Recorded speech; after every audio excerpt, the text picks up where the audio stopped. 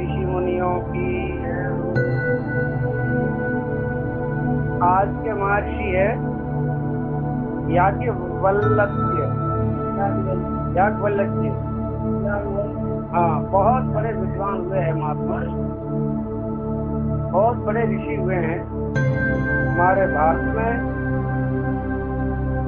पहले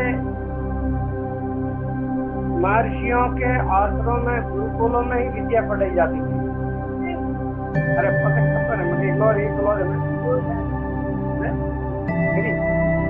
तो बेली महर्षि वैशंपायन जी के आश्रम में बहुत से विद्यार्थी वेदों का अध्ययन करते थे।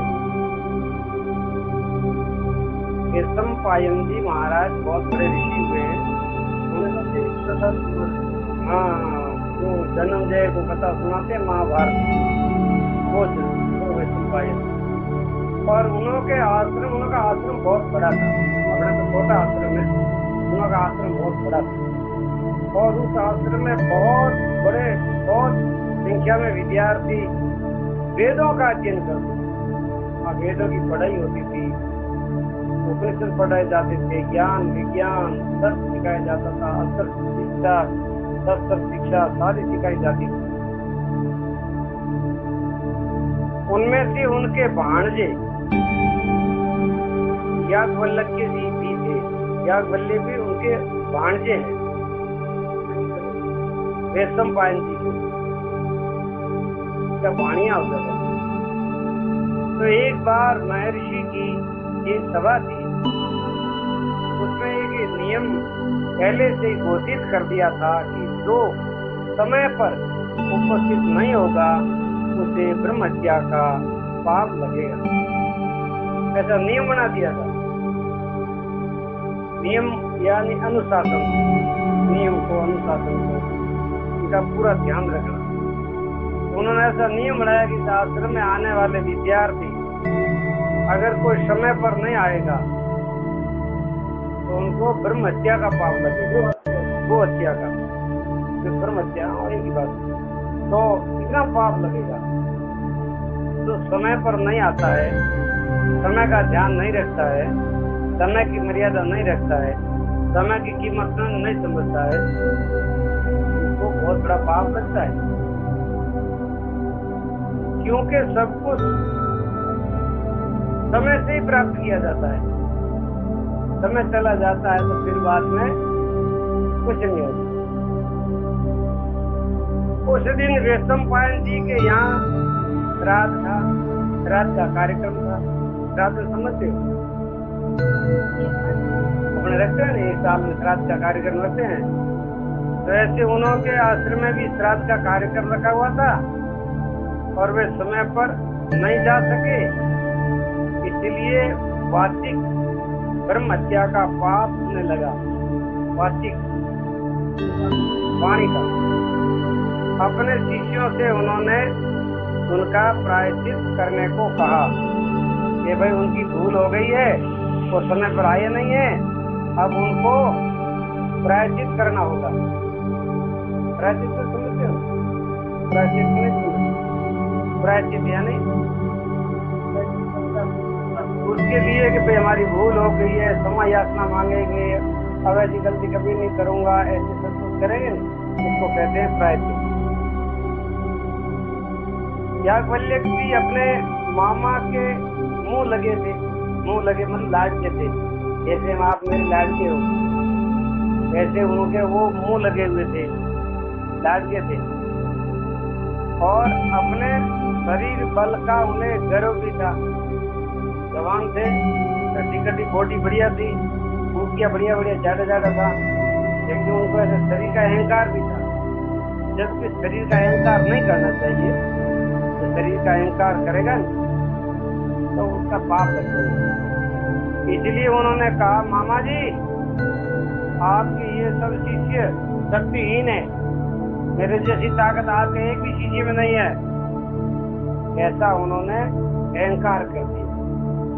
अच्छा एक बात बताओ, अहंकार करना चाहिए कि नहीं करना चाहिए? अहंकार नहीं करना चाहिए। हाँ, सही बात है।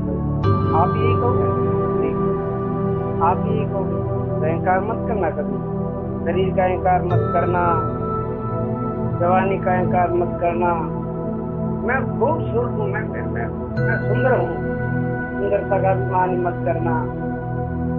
अगर पढ़ाई में भी अगर आपके बढ़िया नंबर आ जाओ और आप पूरे स्कूल में फर्स्ट नंबर आ जाओ तो खुश तो जरूर रहना है, प्रसन्न खूब रहना है, लेकिन अहंकार उसमें भी नहीं करना। अहंकार करता है उसका पतन हो जाता है। भला ये क्या प्रायश्चित करेंगे? अब वो ताना मार रहा है, ये बेचारे विद्यार्थी थके मंदे क्या प्रायश्चित करेंगे? मेरे में ताकत है प्रायश्चित करने की, तो मैं अकेला ही पूरा प्रायश्चित कर दूंगा। वैशम पायन जी की ये बात सुन करके, वैशम पायन जी ये बात सुन करके रुष्ट हो गए। ऐसी बात करता है गुरु को गुस्सा आता है, विचार नहीं करता, अहंकार करता है, बराबर है। वे बोले तुम ब्राह्मणों का अपमान करते हो। ये वो सारे विद्यार्थी थे, वो ब्राह्मणों के बच्चे थे। आज थोड़ी लेट हो गई, इसीलिए कोई काम भी कुछ नहीं था, अब थोड़ी लेट हो गई। मैंने बोला टाइम कराओ, अरे आगे आ जा, इधर आ। तो थोड़ी कहानी चली गई। तुम ब्राह्मणों का अपमान करते हो। तो वो विद्यार्थी ब्राह्मणों के बच्चे थे, ध्यान से सुनना। इसलिए मेरे शिष्य होने योग्य भी नहीं हो, तो मेरे शिष्य के लायक भी नहीं हो। क्यों? कि गुरु की बात नहीं मानते हो, समय का ध्यान नहीं रखते हो और दूसरे विद्यार्थियों के ऊपर अहंकार बताते हो, तो मेरे शिष्य लायक नहीं हो। ऐसा शिष्य मुझे नहीं चाहिए। इसने कहा गुरु देगा, तुम भी ध्यान रखना। गुरु के कैसे अच्छे बच्चे चाहिए, अच्छे विद्यार्थी चाहिए, समझदार चाहिए, होशियार चाहिए, ईमानदार चाहिए, समय का ध्यान रखने वाले चाहिए और गुरु की बात मानने वाले चाहिए। मन मर्जी से आओ, मन मर्जी से जाओ, ये कोई तरीका है? नहीं। ऐसे विद्यार्थियों को गुरु कभी भी पसंद नहीं करते हैं। और अहंकार मत करना क्योंकि वो याज्ञवल्क्य जी वैशम पायन जी के भाणेज लगते थे। तो वो उनके भाणेज लगते थे। क्या लगते थे? तो भाणेज के मन में अहंकार था कि मेरा मामू सा है सबका गुरु, तो वो आना सही करता था। मैंने जो कुछ पढ़ाया है उसे त्याग करके यहाँ से चले जाओ। अहंकार किया तो गुरु ने उसको त्याग करके चले जाए यहाँ से। अहंकार करते हो, कहना मानते नहीं हो, तुम्हारी जरूरत नहीं हो। ठीक है? जब याज्ञवल्क्य जी जन्म से वो योगी थे, बचपन से योगी थे, उन्होंने योग बल से पढ़ी हुई सब विद्या त्याग दी। ये नई बात है, ऐसा आपने सुना कभी? पढ़ी हुई सारी विद्या त्याग दी। कैसे त्याग सकते हैं?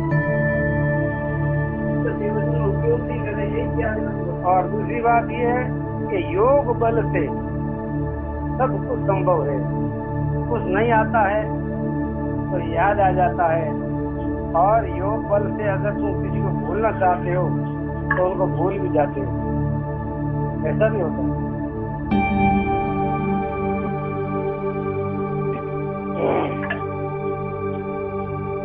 अभी अगर आपको कोई ऐसा कह दे, आज से पहले आपने जितनी पढ़ाई की है पूरी की पूरी आज के आज तक भूल जाओ,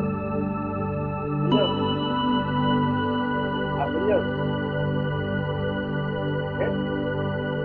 सीखना सरल है, भूलना कठिन है। हमारा नया सीखना हो तो सीख सकते हैं, लेकिन क्या सीखा हुआ जल्दी भूल जाओ तो जल्दी नहीं भूल सकते। लेकिन उन्होंने अंदर योग बल था। ध्यान से सुनो, योग बल से गुरु ने कह दिया मेरी पढ़ाई विद्या सब त्याग दो, तो यो पर सारी विद्या का त्याग दो। वे वहां से चले गए, किंतु उन्हें यजुर्वेद पढ़ना था और सब वेद पढ़ लिया था तो उन्होंने वो त्याग दिया। लेकिन अब उनको यजुर्वेद पढ़ना बाकी था। अपने वेद कितने 4 वेद, अपने धर्म के, सनातन धर्म के, हिंदू धर्म के 4 वेद, यजुर्वेद, ऋग्वेद, सामवेद, अथर्ववेद, ये 4 वेद है। 4 वेदों का नाम याद रखो। और उस समय वैशंपायन जी को छोड़ करके दूसरा कोई वेदों का अच्छा अध्यापक नहीं था, वेदों का अच्छा जानकार, वेदों का अच्छा ज्ञाता नहीं थे। वो वैशंपायन जी ऋषि थे। इससे विवश होकर के याज्ञवल्क्य जी ने तपस्या और स्तुति से सूर्य नारायण को प्रसन्न किया। उन्होंने आगे जाकर के क्या किया, सूर्य भगवान का तप, सूर्य भगवान से प्रार्थना की, स्तुति, और सूर्य नारायण उनसे प्रसन्न हो गए। जैसे कुंती के ऊपर प्रश्न हुए थे न, सूर्य के द्वारा उन्होंने यजुर्वेद का ज्ञान प्राप्त किया। सूर्य नारायण से यजुर्वेद का ज्ञान प्राप्त किया। जैसे हनुमान जी ने सूर्य नारायण से शिक्षा प्राप्त की, ज्ञान प्राप्त किया। सूर्य से प्राप्त यजुर्वेद को शुक्ल यजुर्वेद कहा जाता है। सूर्य से प्राप्त होने से यजुर्वेद को शुक्ल यजुर्वेद कहते हैं। और एक होता है कृष्ण यजुर्वेद। तो यजुर्वेद के 2 भाग हैं, एक शुक्ल और एक कृष्ण। अब अध्ययन के बाद याज्ञवल्क्य जी मिथिला के पास आश्रम बना करके रहने लगे। मिथिला कोई नगरी है, राजा जनक की जो नगरी है, जो सीता का जो पियर है जनकपुर, तो वहाँ उन्होंने एक सुंदर आश्रम बना दिया। किसने?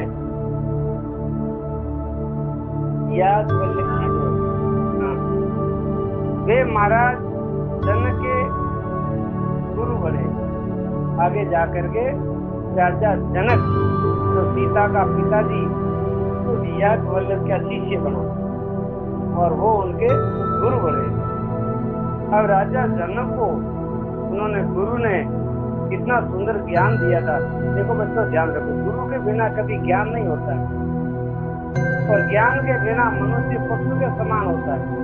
पशु को ज्ञान है, गाय को ज्ञान है नहीं, भैंस को ज्ञान है नहीं, गधा गधी को ज्ञान है नहीं, कुत्ता बिल्लाड़ा को ज्ञान होता नहीं है, तो ज्ञान होता ही नहीं। खाना पीना तो करते हैं, लेकिन उनको ज्ञान नहीं होता है। तो ज्ञान तो गुरुओं से ही होता है। आप गुरु के पास बैठोगे, गुरु की बात सुनोगे और तो आपको ज्ञान होगा। तो बड़े बड़े राजा महाराजा भी गुरु जी के पास जाकर के ज्ञान लेते थे। तो राजा जनक याज्ञवल्क्य जी के आश्रम में जाते थे और उनको ज्ञान की प्राप्ति होती थी। एक बार महाराजा जनक के यहाँ विद्वानों का, ऋषियों की एक सभा हुई। राजा जनक के दरबार में, ध्यान सुनो, राजा जनक के दरबार में एक दिन बहुत बड़ी विद्वानों की सभा बुलाई। सब उसमें ज्ञानी महात्मा थे, विद्वान थे। महाराजा जनक ने वहाँ 1000 गायें और बहुत सा धन मंगा करके घोषणा की, जो सबसे बड़ा विद्वान होगा और सबसे बड़ा ब्रह्मवेत्ता हो, वो गायें और धन उनको दी जाएगी। उनको सारा हिस्सा दूंगा, इनकी भेंट दी जाएगी, इतने ईमान दिया जाएगा, सारा धन और गायों का। याज्ञवल्क्य जी ने अपने शिष्यों को आज्ञा दी, ये गायें आश्रम पर ले चलो। राजा जनक का आदेश, ले चलो। अरे अभी तक तो ज्ञान चर्चा तो हुई नहीं है, पहले ले चलो। क्या ले चलो? जवाब मैं दे दूंगा। अब उनको आत्मविश्वास था कि कैसा भी ब्रह्म ज्ञान की बात कहेंगे या पूछेंगे तो उसका जवाब मैं सब जानता हूँ। इस बात को सुनकर के लोगों में बड़ी खलबली मच गई। विद्वानों ने अपना अपना माना, विद्वानों ने अपना अपमान माना। लोगों ने याज्ञवल्क्य से पूछा, आप अपने को सबसे बड़ा ब्रह्मज्ञानी मान लेते हो? अभी तक कोई ज्ञान की चर्चा ही हुई नहीं, कोई प्रश्न उत्तर भी हुआ नहीं, उसका समाधान हुई नहीं, उससे पहले आपने सबसे बड़ा ज्ञानी कैसे मान लिया? तो सारे ऋषियों मुनियों ने एक थोड़ा ऐतराज जाहिर किया। बात सही है। अब याज्ञवल्क्य जी ने कहा, ब्रह्म ज्ञानियों का तो मैं सेवक हूँ, मुझे तो गायें चाहिए, इसीलिए ले जा रहा हूँ। मैं तो आप सब संतों का मैं तो दास हूँ, मैं तो ज्ञानियों का दास हूँ, और गायें तुम्हारे आश्रम में चाहिए, इसलिए ले जा रहा हूँ। विद्यार्थी हमारे गायों का दूध पियेंगे, गायों का दही खाएंगे, गायों का मक्खन खाएंगे, गायों की छाछ पियेंगे। गायों का छाछ दूध मक्खन खाने से बुद्धि बड़ी पवित्र होती है, बड़ी साफ बुद्धि होती है। इसीलिए हमारे बच्चे आश्रम में जितने हैं उनको हम गायों का दूध पिलाते हैं। इसीलिए हमारे आश्रम में गायों की जरूरत है, वह जाकर गाय ले गए आते हैं, ले जा रहा हूँ। बहुत से लोगों ने याज्ञवल्क्य से अनेक प्रकार के प्रश्न पूछे। ज्ञान के प्रश्न होते हैं, वो प्रश्न पूछा जाता है और गुरु होता है वो जवाब देता है, उत्तर प्रश्नों के उत्तर होते हैं। तो गार्गी ने उनसे गंभीर से गंभीर शास्त्रीय रहस्य की बात पूछी। सबका याज्ञवल्क्य जी ने बहुत उचित समाधान किया। अंत में सबको स्वीकार करना पड़ा कि याज्ञवल्क्य जी सबसे बड़े विद्वान और ब्रह्मवेता है। उन्होंने जो प्रश्न किया, ब्रह्म ज्ञान का, तत्व ज्ञान का, वेदों का, तो सबों का उन्होंने बढ़िया सुंदर सुंदर उत्तर दिया। तो बढ़िया ढंग से उत्तर दिया तो विद्वान सबसे बड़े माने जाएंगे। गुरुदेव याज्ञवल्क्य और अष्टावक्र एक ही है, अलग है, वो अलग है। महर्षि याज्ञवल्क्य के मैत्रेय और कात्यायनी नाम की दो पत्नियां थी। याज्ञवल्क्य जी के दो पत्नियां थी, एक का नाम था मैत्रेय और एक का नाम था कात्यायनी। इनमें से मैत्रेय ने उनसे ब्रह्म विद्या प्राप्त की थी। भरद्वाज जी को याज्ञवल्क्य जी ने ही श्री राम कथा सुनाई थी। उन्होंने एक दो स्त्री थी, उन्होंने एक बार ऐसा विचार किया, दोनों पत्नियों को ऐसा बोला कि भाई मेरे पास तो धन संपत्ति है, तुम आधा आधा बांट लो। तो मैत्री जी ने कहा कि भाई हमारे को तो ब्रह्म विद्या चाहिए, हमको तो ज्ञान चाहिए, धन संपत्ति हमको नहीं चाहिए। और दूसरी पत्नी थी, उसने तो धन संपत्ति मांग ली, उनको धन संपत्ति मिल गई। धन तो नाशवान है, संपत्ति नाशवान है, लेकिन विद्या जो है वो कभी नाश नहीं होती। विद्या अपना सच्चा मित्र है, विद्या अपना सच्चा साथी है, विद्या अपनी माँ है, विद्या अपना पिता है, विद्या अपना गुरु है, विद्या अपना सब कुछ है। इसीलिए आप सब विद्वान बनो। क्या बनो? विद्वान बनो। अच्छा आप बताओ, आप विद्वान कैसे बनोगे? विद्वान बनने के लिए क्या करना पड़ेगा? विद्वान बनने के लिए आपको क्या करना पड़ेगा? ज्ञान की कथाएं सुननी पड़ेगी, गुरु संतों की वाणी सुननी पड़ेगी, हमारे धर्म शास्त्र है वो पढ़ेंगे, और ये ऋषियों का जीवन चरित्र हम सुन रहे हैं रोज रोज। हमारे भारत के आदर्श ऋषि मुनि बड़े, उन्हीं की चरित्र हम रोज सुन रहे हैं, और उनका चरित्र सुनने से, उनकी कथाएं सुनने से, उनकी शिक्षा जीवन में उतारने से आप भी विद्वान बन जाओगे, आप भी महापुरुष बन जाओगे। ध्यान से सुनो, ध्यान से सुनो। श्री राम कथा भरद्वाज जी ने याज्ञवल्क्य जी ने ही राम जी की कथा सुनाई थी। ये भरद्वाज मुनि है, ये भी बहुत बड़े महात्मा थे। इन्होंने सारी राम कथा जो है, राम जी का जो चरित्र है, ये कथा याज्ञवल्क्य जी को सुनाई थी भरद्वाज मुनि ने। और भरद्वाज जी का आश्रम है प्रयागराज में, बहुत बड़ा आश्रम है।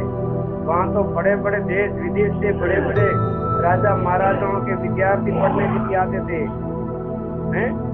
हाँ, बहुत ही विद्वान थे वो, ज्ञान और विज्ञान दोनों में परिपूर्ण थे। विज्ञान भी हमारे ऋषियों ने खोजा है सबसे पहले। हाँ, ये जितना जो विज्ञान है दुनिया में, वो सबसे पहले उनकी खोज हमारे भारतीय ऋषियों ने की थी, भारद्वाज ऋषियों ने की थी, ऐसे ऋषियों ने की थी। और फिर उन ज्ञान विज्ञान का प्रचार पूरी दुनिया में हो गया। और अभी क्या हुआ है, अभी बाहर के जो विदेशी लोग हैं वो अपनी विद्या को अपने नाम पर से वो प्रचार करते कि हमने खोजा, आपने कुछ नहीं खोजा, सबसे पहले भारत ने खोजा था। याज्ञवल्क्य की स्मृति के नाम का ग्रंथ आता है, वो मुख्य है। उसके अंदर धर्म के उपदेश है, ज्ञान के उपदेश है, भक्ति के उपदेश है, राजनीति के उपदेश है, ज्ञान विज्ञान का सारा भंडार उसके अंदर भरा है। उस स्मृति का नाम है याज्ञवल्क्य स्मृति। हमारी स्मृतियां किताबों का नाम है स्मृति। तो अवश्य पढ़ना चाहिए, वो पढ़ने लायक है। पढ़ने से आपका दिमाग बहुत तेज हो जाएगा और आपको बहुत बड़ा अनुभव हो जाएगा। आप इसके अतिरिक्त उनके दूसरे भी कई वैदिक ग्रंथ भी मिलते हैं। उन्होंने वैदिक ग्रंथ भी लिखे हैं, कर्म कांड के ग्रंथ भी लिखे हैं, उन्होंने योग शास्त्र भी लिखे हैं, उन्होंने व्याकरण और आयुर्वेद और धनुर्वेद के भी वो आचार्य माने जाते हैं। बोलो, एक आदमी कितना विद्वान है। आयुर्वेद में कहो तो सबसे आगे, योग विद्या में कहो तो सबसे आगे, व्याकरण पढ़ने में कहो तो सबसे आगे, कर्म कांड में सबसे आगे, और वैदिक सिद्धांत में कहो तो सबसे आगे, स्मृतियों में कहो तो सबसे आगे। कितने कितने वो महान थे हमारे आदर्श ऋषि। अब उन ऋषियों मुनियों की तपोभूमि पर हमारा जन्म हुआ है, हमने यहाँ जन्म लिया है भारत भूमि। इसीलिए अपनी ऋषि परंपरा को याद करो, ऋषियों की शिक्षा को, उन्हों के तप त्याग को याद करो, उन्हों के पुरुषार्थ को जीवन में उतारो, तो अपना भी जीवन महान बन सकता है अभी भी आज। तो वो ऐसे हमारे महर्षि थे याज्ञवल्क्य जी। तो याज्ञवल्क्य जी की शिक्षा के संबंध में अब आपको बता देते हैं सार। शब्द सुख, सुख का है मूल, वही शूल है वही है फूल। ये जो हम बोलते हैं, मीठा बोलते हैं तो फूल के समान है, और गलत बोलते हैं, गाली बोलते हैं, कर्कश वाणी बोलते हैं तो वो भी शब्द शूल के समान लगता है। तो वाणी कैसी बोलनी चाहिए? मीठी बोलनी चाहिए, कभी झूठ नहीं बोलना चाहिए, कभी किसी को गाली नहीं देनी चाहिए, किसी की निंदा नहीं करनी चाहिए, और किसी का अपमान नहीं करना चाहिए। सबका आदर करें, सबसे प्यार करें, सबों को अपना माने और सबकी सेवा करें। ध्यान से सुनो, शब्द बोलिए सोच विचार, बने न कोई शब्द विकार। अगर आप सोच समझ करके बोलोगे तो आपकी वाणी सबको प्रिय लगेगी महाराज, आपकी वाणी सबको प्यारी लगेगी। और आप बिना विचारे बोलोगे, पुटांग बोलोगे, तो फिर आपकी वाणी सबको प्रिय नहीं लगेगी। तो मधुर बोलो, प्रिय बोलो, मीठा बोलो, थोड़ा बोलो, तोल तोल करके बोलो। वाणी ऐसी बोलिए मन का आपा खोए, औरों को शीतल करे, आपो शीतल होय, आपो शीतल होय। शीतल क्यों करे? ठंडे दिमाग से कोई भी विचार करो, ठंडे दिमाग से।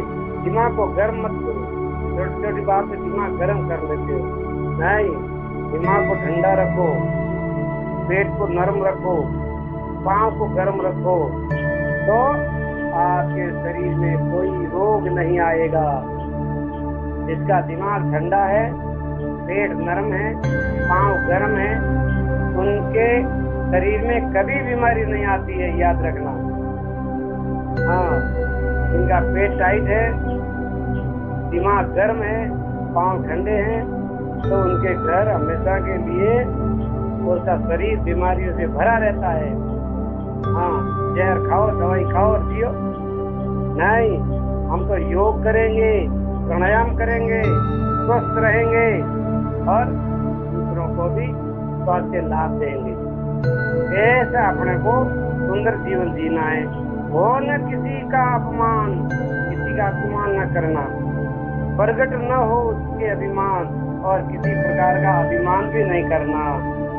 कभी किसी का अहित न होय, कभी किसी को दुख न होय, दूसरों को दुख हो ऐसा कोई व्यवहार नहीं करना चाहिए।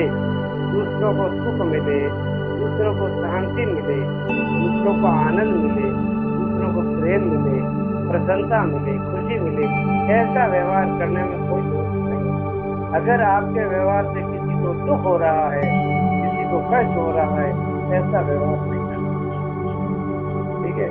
तो ऐसे शब्द बोलिए सोच, सजिए कटु कठोर सोच, भूले झूठ न बोला जाए, इसे बोल करके मन पछताए। पहले गलत बोलते हैं, फिर झगड़ा होता है, फिर पछताते हैं। नहीं, पहले से ही समझदारी से बोलो। सत्य भले ही किंतु कठोर, सत्य थोड़ा कठोर तो होता ही है, लेकिन सत्य बोलने की कोशिश करो। त्यागो उसे समझकर घोर, अप्रिय वचन सदा दुख रूप, उसे समझना पाप स्वरूप। सत्य और प्रिय हो हितकार, सत्य बोलो, प्रिय बोलो और हितकारी बोलो। वचन वही करता है उपकार, ऐसे वचन कहो हितमान, नहीं मौन रहना चुप ठान। अगर बोलो तो अच्छा बोलो, नहीं तो चुप रहो। बोलो तो शुद्ध बोलो, नहीं तो चुप रहो। बोलो तो हितकारी बोलो, नहीं तो चुप रहो। इसीलिए बोलना भी सीखना पड़ता है। बोलना भी गुरु महाराज सिखाते हैं, उठना बैठना भी गुरुदेव सिखाते हैं, सोना जागना भी गुरुदेव सिखाते हैं, खाना पीना भी गुरुदेव सिखाते हैं। ये सब बातें आपको थोड़ी थोड़ी रोज बताएंगे। एक दिन ज्यादा बताने से याद नहीं रहता है। बस आज इतना ही। आज की कथा को यहाँ विश्राम, कल की दूसरी कथा कल होगी। बोलिए सच्चिदानंद भगवान की, भारत के ऋषि मुनियों की, भारत के सनातन धर्म की, भारत के अवतारों की, माता पिता गुरुदेव की। हरि ओम।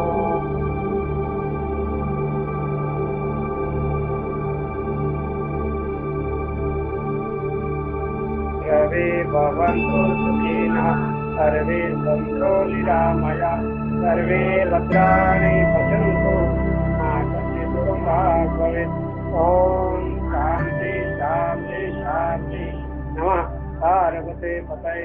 हर हर हर महादेव शंभो। आज की सत्संग को नमो नारायण।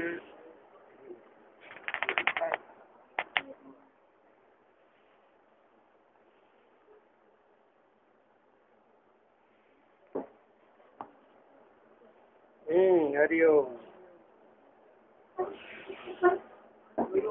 अगर यह वीडियो आपको पसंद है तो इसे लाइक करें, अपने कमेंट्स वीडियो में या ईमेल के द्वारा जरूर भेजें।